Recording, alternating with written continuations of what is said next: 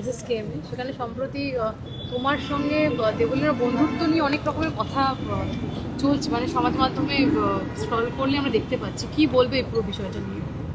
এবারে বন্ধুত্বর মানে যদি আমি ওদেরকে বোঝাতে যাই তো মুশকিল। আমি বুঝিয়েছি, একটা ভিডিও করেছি, সেখানে বলেছি যে বন্ধু জিনিসটা ইজ কমপ্লিটলি ডিফারেন্ট। মানে অনেকের ক্ষেত্রেই হয়তো বাড়িতে বর রয়েছে প্লাস একটা সাইডে রয়েছে অ্যাফেয়ার, তো এরকম কিছু নয়। আমার এরকম কোনো বাইরে কারোর সাথে কোনো অবৈধ সম্পর্ক যাকে বলে সেরকম কিছু নেই আমার। তো এটা লোকজনকে কীভাবে বোঝাবো আমি? এটা নিজেদের মতো করে একটা করে স্টোরি বানিয়ে নিচ্ছে। এটা যে বদনামটা দেওয়া হচ্ছে, যে এখন যেটা বলা হচ্ছে যে আরো এই সম্পর্কে কারণ, মানে যেটা অনেকেই নানান কথা থেকে জানার কথা, কিন্তু তবুও সম্পর্ক ভাঙার কারণ নাকি সায়ক, মানে তাদের এত বন্ধুত্ব বলে। এটা কতটা খারাপ লাগছে সায়ক? মানে খারাপ তো লাগছে, মানে দেখো খারাপ লাগছে না একদমই বলবো না, কারণ এটা বেড়েই চলেছে। এবারে একটু স্ক্যান্ডেল খুঁজে বার করার চেষ্টা করে মানুষ, ওটাতেই বেশ মজা পায়।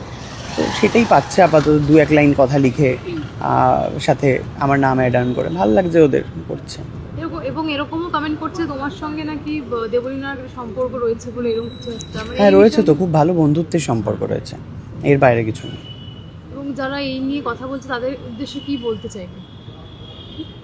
তারা বোধহয় বোঝে না বন্ধুত্ব জিনিসটা। মানে এখন 2026-এ দাঁড়িয়ে কোনটা বন্ধু, কোনটা প্রেম, কোনটা অবৈধ সম্পর্ক যদি বোঝাতে যাই, আমার নিজেরই অস্বস্তি হবে আর কি।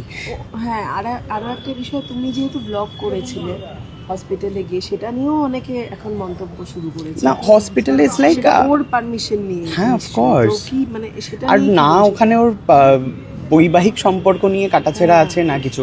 ও জাস্ট কবে ফিরবে, ও জাস্ট ঠিকঠাকভাবে ফিরে আসুক, যেই ভুলটা করেছে সেই ভুলটা রিয়েলাইজ করুক।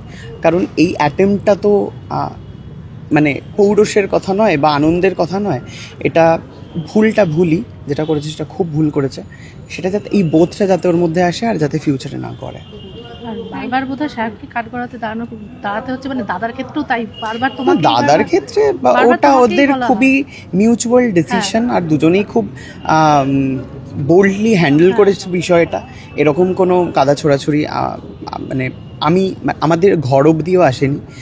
তো সেক্ষেত্রে ওরা দুজনের মতো করে ভালো আছে, দুজনের ডিফারেন্ট জায়গায় দুজনের মতো করে ভালো আছে। এটাই ভালো থাকাটাই দরকার, এটাই।